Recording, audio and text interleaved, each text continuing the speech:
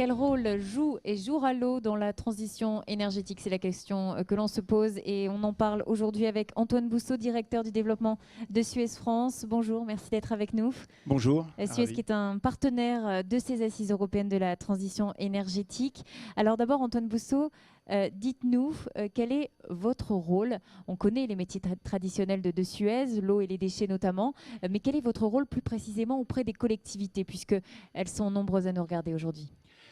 Alors, notre rôle, nous sommes avant tout acteurs en tant que gestionnaires de services auprès des collectivités, de services d'eau, d'assainissement, de gestion de déchets. Et à ce titre, nous sommes des acteurs qui traitent, qui récoltent, qui recyclent de l'énergie. Et nous sommes complètement, même si effectivement dans notre activité de base, pas industrielle de l'énergie, finalement des partenaires de l'énergie pour les collectivités. Donc vous les accompagnez. Le rôle de l'eau, on parle de plus en plus de villes durables, villes intelligentes. L'eau a une place essentielle, je suppose, aussi dans cette ville. Alors, effectivement, la ville sont maintenant les zones de toutes les concentrations et le phénomène s'accélère, que ce soit lié à la démographie globale mondiale qui augmente et puis finalement le phénomène de concentration sur ces villes qui continue. La problématique donc, de ressources en eau revient, puisque dans certains pays comme les nôtres, qui étaient des pays, on va dire, bien arrosés, et ce n'était pas un problème. Maintenant, la concentration urbaine repose le problème, avec deux dimensions.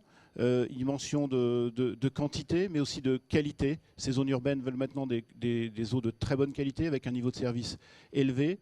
Et se pose la question, avec le changement climatique, de est-ce que mes ressources seront pérennes sur le long terme. On va en parler des solutions face au changement climatique. Donc ça devient un critère de qualité de vie, de différenciation pour les habitants urbains, pour des villes plus attractives. Dans les questions de transition énergétique, c'était la question que je posais justement, quelle est la place de l'eau? Parce que finalement dans les débats, on parle souvent des énergies, donc on parle des factures de chauffage, et l'eau, c'est pas toujours le premier sujet qui émerge. Alors, il y a le chauffage, l'électricité. Effectivement, quand on pense à l'eau et l'énergie, on pense à notre rôle industriel, qui est effectivement une vraie responsabilité. C'est-à-dire que pour produire de l'eau, pour récolter des eaux usées et pour les traiter, on consomme de l'énergie. On consomme même beaucoup d'énergie. C'est une vraie responsabilité, on pourra y revenir. Mais il y a une autre dimension qui est indirecte, mais qui est essentielle et très importante, qui est le foyer. Est-ce que vous savez que la moitié de la facture énergétique d'un logement part avec l'eau? Alors on pense toujours au chauffage, donc on chauffe de l'air pour se chauffer, mais la moitié de la facture part avec l'eau, part avec la douche, part avec le lave-vaisselle, etc. Et donc ces calories se retrouvent dans les eaux usées. Premier point. Deuxième point, effectivement, au travers de ces eaux usées, on rejette aussi beaucoup de matière organique. Je ne vais pas vous détailler comment. Qui dit matière organique dit matière carbonée, qui dit matière carbonée dit ressources énergie.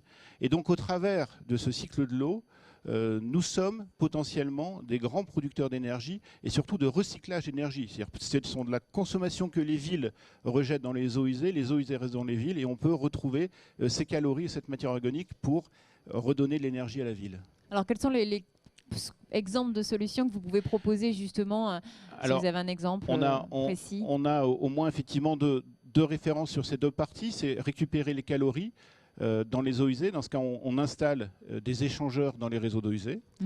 Ces eaux usées restent en gros à des températures de 12 à 20 degrés toute l'année, qu'il fasse moins 20 dehors ou 40 degrés. Et au travers de pompes à chaleur, on peut chauffer des bâtiments l'hiver et pourquoi pas même les climatiser l'été. C'est ce qu'on a fait, puisque Bordeaux est aussi partenaire des assises, sur l'hôtel de la communauté urbaine de Bordeaux il y a quelques années. Et on a des projets sur la région parisienne en ce moment. Autre exemple sur la matière organique. Cette matière organique qui est transportée par les eaux usées se retrouve dans la station d'épuration, est transformée en boue.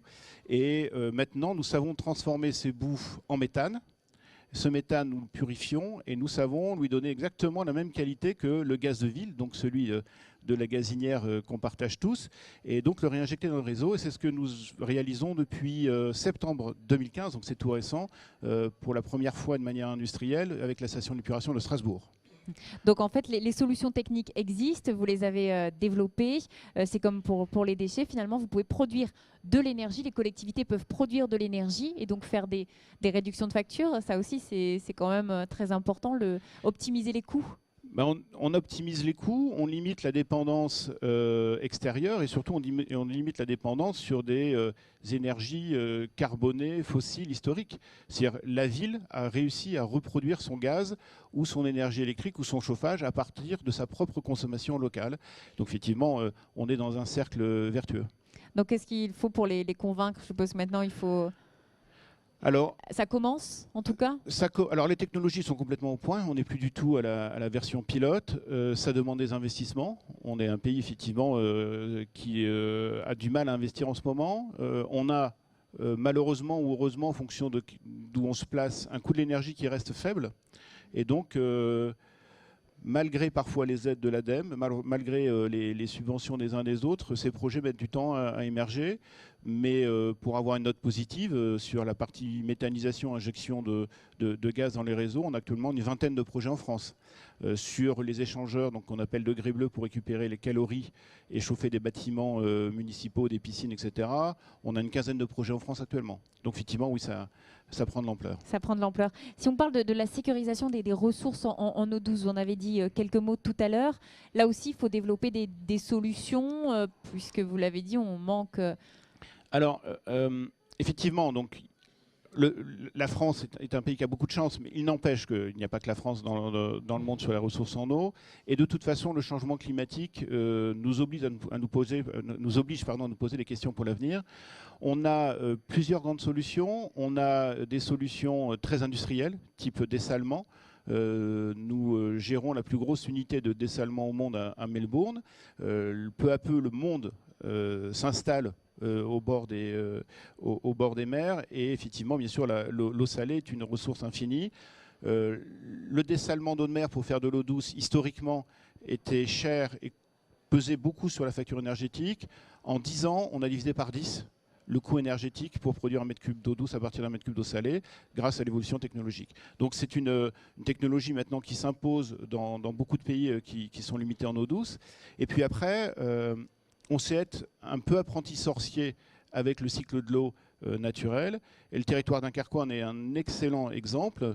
Dunkerque qui n'a pas d'eau douce à proximité. Il n'y a pas d'eau douce. Il n'y a pas d'eau douce. Ici, on est sur les Flandres. Le territoire a été gagné sur la mer. On est dans le plat pays. Et donc, quand on creuse, on n'a que de l'eau saumâtre ou très peu d'eau douce. Et donc, pour répondre aux besoins d'eau qui est particulièrement élevé sur Dunkerque, puisque non seulement on a les besoins urbains, la population, mais on a les besoins de industriels. l'industrie, Dunkerque a trouvé une double solution très originale et qui est peut-être ce qui se fera dans 20 ans ou dans 30 ans, une fois que le changement climatique aura mis du stress hydrique dans des régions autres dans le monde. La première, c'est d'aller chercher de l'eau douce de qualité, on va dire, médiocre pour l'industrie, et donc en faire le traitement minimum, mais qui convient au fonctionnement industriel, et d'aller chercher une eau douce de qualité assez loin, dans la région de Saint-Omer, dans l'Audomarois, mais qui est une ressource qui est fragile en quantité. Et donc, pour répondre à cette fragilité, on prend de la même façon de l'eau des canaux, on la traite et on réinjecte dans la nappe. Donc, on recharge, on se refait nous-mêmes notre nappe phréatique d'alimentation d'eau douce. Donc, vous voulez dire le territoire dunkerquois, c'est un beau laboratoire de tout ce qu'on peut faire. Et il prévisage peut-être de belles solutions qu'on va imposer dans d'autres endroits. La solution dunkerquoise, on vient de l'installer à Hyères, dans le sud de la France, où il se retrouvait dans une situation de biseau salé. Il y a une presqu'île d'Hyères et la Méditerranée autour. Et à force de pomper au milieu, effectivement, l'eau salée infiltrait les forages et ils n'arrivaient plus à avoir d'eau douce. Et donc, on a été chercher dans une rivière à proximité de l'eau. On recharge la nappe et on a repoussé l'eau salée dans la mer. Et de nouveau, on peut réutiliser le forage. Donc, à chaque fois, ce qu'on voit quand même, c'est que... ce que je constate, c'est que vous devez avoir une offre adaptée en fonction des spécificités de chaque territoire. C'est à chaque fois du sur-mesure. C'est exactement la problématique de l'eau. Alors, le service public de l'eau est un service public local, mais le problème de l'eau est un problème local. Un mètre cube d'eau pèse une tonne, et donc c'est malheureux pour les pays qui en manquent beaucoup. C'est extrêmement compliqué, extrêmement cher de transporter de l'eau sur des longues distances. Donc, la solution doit être trouvée localement. Merci Antoine Bousson en tout cas d'être venu nous parler du rôle de l'eau dans la transition énergétique. Je rappelle que vous êtes directeur du développement de Suez France, partenaire de ces assises. Merci d'avoir accepté notre invitation. On se retrouve tout à l'heure pour une nouvelle émission. Merci à vous.